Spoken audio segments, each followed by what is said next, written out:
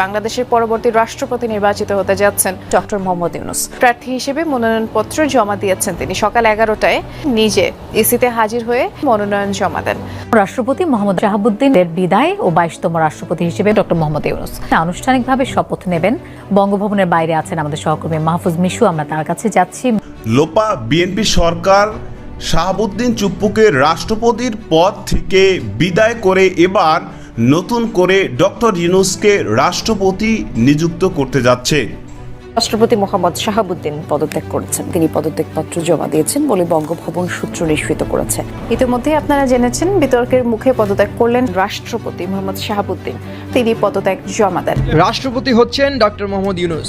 যেন রাতের ঘুম হারাম ভারতীয় গণমাধ্যমগুলির। এনডিটিভি থেকে শুরু করে দ্য উইক কিংবা ইন্ডিয়া.com সবগুলোই যেন ডক্টর ইউনূস রাষ্ট্রপতি হচ্ছেন সেই মাথা ব্যথায় বিভোর। রাষ্ট্রপতি হতে যাচ্ছেন অন্তর্বর্তী সরকারের প্রধান উপদেষ্টা ডক্টর মোহাম্মদ ইউনূস। এমন পরিস্থিতিতে তাকে নিয়ে কি পরিকল্পনা করছে বিএনপি সরকার? প্রফেসর ইউনূসকে রাষ্ট্রপতি হবার প্রস্তাব দিয়েছিল বিএনপি। বর্তমান সরকার রাষ্ট্রপতি হিসেবে সবচেয়ে যোগ্য ব্যক্তিটি হলেন ডক্টর মোহাম্মদ ইউনূস। তারেক রহমানের মতো যোগ্য একজন প্রধানমন্ত্রীর পাশে যদি প্রফেসর ইউনূসের মতো একজন ব্যক্তি রাষ্ট্রপতি হিসেবে থাকে, তবে সারা বিশ্বেই বাংলাদেশ প্রভাবশালী একটা অবস্থানে থাকে। যোগ্য লোককে যোগ্য জায়গায় বসালেই দেশের ঋণ মুক্ত হবে এবং দেশের আয় উন্নতি বাড়বে। এবং তার কারণে কিন্তু শাহাবুদ্দিন চুপ্পুর দিন শেষ। শাহাবুদ্দিন চুপ্পুকে সরিয়ে ডাক্তার ইউনূসকে শাহাবুদ্দিন চুপ্পুর চেয়ারে বসাবে এবং রাষ্ট্রপতি বানাবে তারেক রহমান। এবং এই দেশের মানুষ একটা ভালো নেতা চেয়েছিল, একটা ভালো প্রধানমন্ত্রী চেয়েছিল এবং একটা ভালো রাষ্ট্রপতি চেয়েছিল। দোনোটাই কিন্তু ইতিমধ্যে কিন্তু হতে চলেছে। দর্শক, এই ভিডিওটা দেখলেই বুঝতে পারবেন। তো দর্শক, এতক্ষণ দেখছেন ভিডিও শুরুতে শিরোনামের মাধ্যমে কিছু অংশ, এখন দেখবেন পুরো ভিডিও জুড়ে। তার আগে সবার কাছে একটা অনুরোধ, যারা আমার চ্যানেল নতুন আসছেন অবশ্যই চ্যানেলটি সাবস্ক্রাইব করে দিবেন, পাশে থাকা বেল আইকনটি অল ক্লিক করে বাজিয়ে দিবেন। তো দর্শক, চলেন একটা লাইক দিয়ে সম্পূর্ণ ভিডিওটা ধৈর্য সহকারে দেখতে থাকুন। রাষ্ট্রপতি হিসেবে আসবেন ইউনূস, এই প্রশ্নগুলো আসলে কৌতূহল নয়, এগুলো সরাসরি ভয়। আর এই ভয়টার কেন্দ্রবিন্দু একটাই, বাংলাদেশের ক্ষমতার ভারসাম্য বদলে যেতে পারে।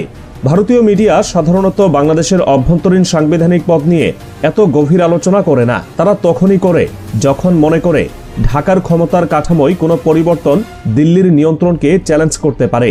এখান থেকেই শুরু হয় আসল গল্প।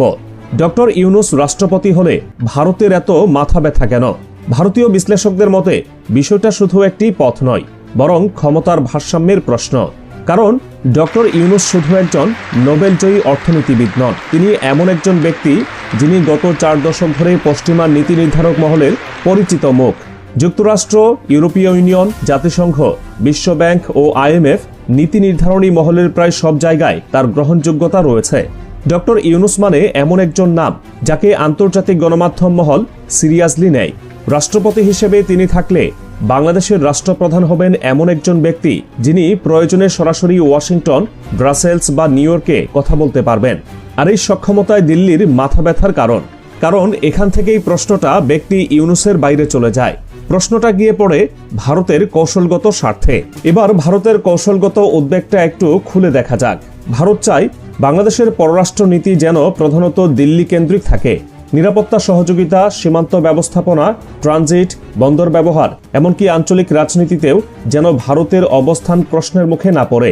কিন্তু ডক্টর ইউনূস বরাবরই বলেছেন বাংলাদেশের ভবিষ্যৎ একক নির্ভরতার নয়, বহুমুখী অংশীদারিত্বের। তার দর্শন হল যুক্তরাষ্ট্র, ইউরোপ, চীন, জাপান, মধ্যপ্রাচ্য সব পক্ষের সঙ্গে ভারসাম্যপূর্ণ সম্পর্ক। এই দর্শন বাস্তবায়িত হলে বাংলাদেশের কূটনৈতিক দর কষাকষির ক্ষমতা বহুগুণ বেড়ে যাবে। আর দর কষাকষির ক্ষমতা বাড়া মানে দিল্লির একচেটিয়া প্রভাব ভেঙে পড়া। ভারতীয় বিশ্লেষকদের অনেকেই প্রকাশ্যে বলেছেন ডক্টর ইউনূস রাষ্ট্রপতি হলে বাংলাদেশ আন্তর্জাতিক অঙ্গনে আরও আত্মবিশ্বাসী ভূমিকা নেবে। আর আত্মবিশ্বাসী বাংলাদেশ মানেই কম প্রভাবাধীন বাংলাদেশ। এই জায়গাটাই দিল্লির সবচেয়ে বড় দুশ্চিন্তা। এরপরেই সামনে আসে তারেক রহমানের নাম। ভারতীয় মিডিয়ার আলোচনায় বারবার আসছে তারেক রহমান প্রধানমন্ত্রী হচ্ছেন। তারেক রহমানের রাজনৈতিক বক্তব্যগুলো লক্ষ্য করলে দেখা যায় তিনি জাতীয় স্বার্থকে কেন্দ্র করে পররাষ্ট্রনীতি গঠনের কথা বলেন। তার আন্তর্জাতিক বিষয়ক উপদেষ্টা হুমায়ুন কবির এনডিটিভিকে বলেছেন তারেক রহমান দেশের সেরা মেধাবীদের কাজে লাগাতে চান, অন্তর্ভুক্তিমূলক শাসনে বিশ্বাস করেন।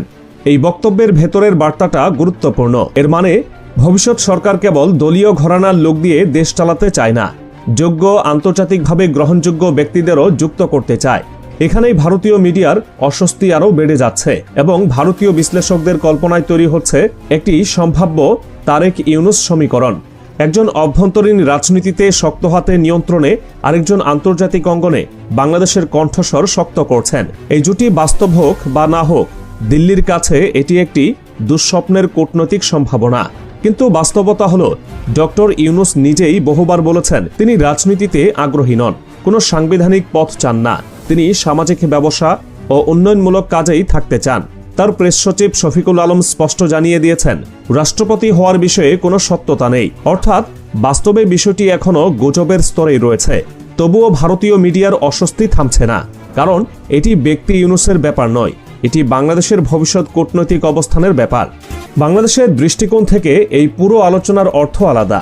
আজ বাংলাদেশকে নিয়ে প্রশ্ন উঠছে, কে রাষ্ট্রপতি হলে আঞ্চলিক সমীকরণ বদলাবে, কে ক্ষমতায় এলে ঢাকা দিল্লির সম্পর্ক নতুন রূপ নেবে। দুর্বল রাষ্ট্রকে নিয়ে কেউ এমন হিসাব কষে না। এই আলোচনা প্রমাণ করে বাংলাদেশ এখন আঞ্চলিক রাজনীতির গুরুত্বপূর্ণ খেলোয়াড়। ডক্টর ইউনুস রাষ্ট্রপতি হন বা না হন, এই বিতর্ক একটি বিষয় পরিষ্কার করে দিয়েছে, বাংলাদেশের নেতৃত্ব এখন আর শুধু অভ্যন্তরীণ বিষয় নয়, এটি আঞ্চলিক শক্তির ভারসাম্যের অংশ। আর যখন আপনার দেশের নেতৃত্ব নিয়ে অন্যরা হিসাব করতে বাধ্য হয়, তখন বোঝা যায় বাংলাদেশ আর কেবল অনুসারী নয়, বাংলাদেশ এখন নিজস্ব শর্তে কথা বলার দিকে এগোচ্ছে। তাকে ঘিরে যে আলোচনা তৈরি হয়েছে সেটাই আসল ঘটনা। কারণ এই আলোচনা দেখিয়ে দিচ্ছে বাংলাদেশের ভবিষ্যৎ নেতৃত্ব এখন আর শুধু ঢাকার অভ্যন্তরীণ বিষয় নয়। বাংলাদেশের নেতৃত্ব বদল মানেই এখন আঞ্চলিক সমীকরণে সম্ভাব্য পরিবর্তন। ভারতীয় মিডিয়ার অস্বস্তি আসলে ইউনুসকে ঘিরে নয়, অস্বস্তি এই সম্ভাবনাকে ঘিরে। বাংলাদেশ ধীরে ধীরে এমন এক পথে হাঁটছে যেখানে সিদ্ধান্ত হবে ঢাকায় বসে, স্বার্থ নির্ধারণ হবে ঢাকায় বসে এবং সম্পর্ক হবে সমতার ভিত্তিতে। ডক্টর ইউনুস রাষ্ট্রপতি হন বা না হন, এই বিতর্ক প্রমাণ করে দিয়েছে বাংলাদেশ এখন এমন এক জায়গায় পৌঁছেছে যেখানে কে নেতৃত্বে এলো সেটা অন্য দেশগুলোকে ভাবতে বাধ্য করছে।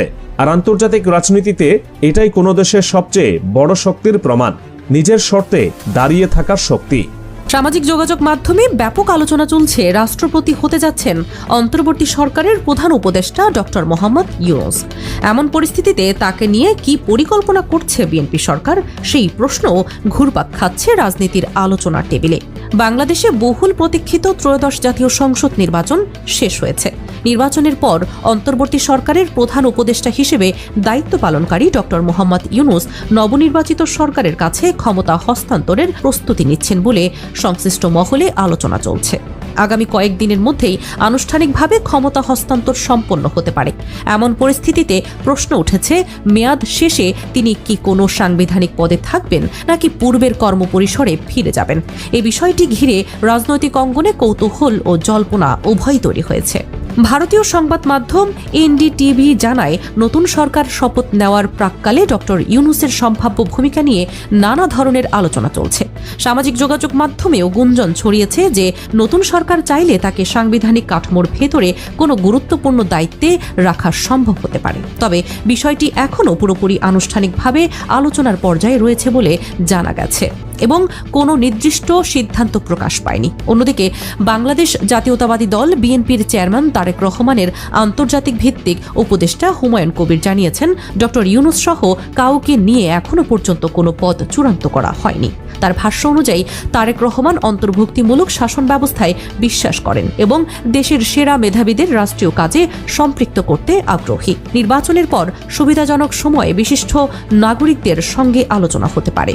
সে পরিসরে ডক্টর ইউনুসের সঙ্গেও মতবিনিময় সম্ভব, তবে নির্দিষ্ট কোনো দায়িত্ব নিয়ে আলোচনা হয়নি বলে তিনি পুনর্ব্যক্ত করেন। এ প্রসঙ্গে ব্রিটিশ মানবাধিকার কর্মী ও অনুসন্ধানী সাংবাদিক ডেভিড বার্গম্যান সামাজিক যোগাযোগ মাধ্যমে মন্তব্য করেন এবং বলেন, ইউনুস রাষ্ট্রপতি হলে বাংলাদেশ উপকৃত হতে পারে এমন ধারণা তার। যদিও অভ্যন্তরীণ আলোচনা রয়েছে, আন্তর্জাতিক পরিমণ্ডলে ডক্টর ইউনুসের গ্রহণযোগ্যতা ও মর্যাদা উচ্চ পর্যায়ের বলেও তিনি উল্লেখ করেন। তবে এ ধরনের আলোচনার বিষয়ে সংশ্লিষ্ট রাজনৈতিক দল এবং ডক্টর ইউনুসের প্রেস সচিবের পক্ষ থেকে অস্বীকৃতি জানানো হয়েছে।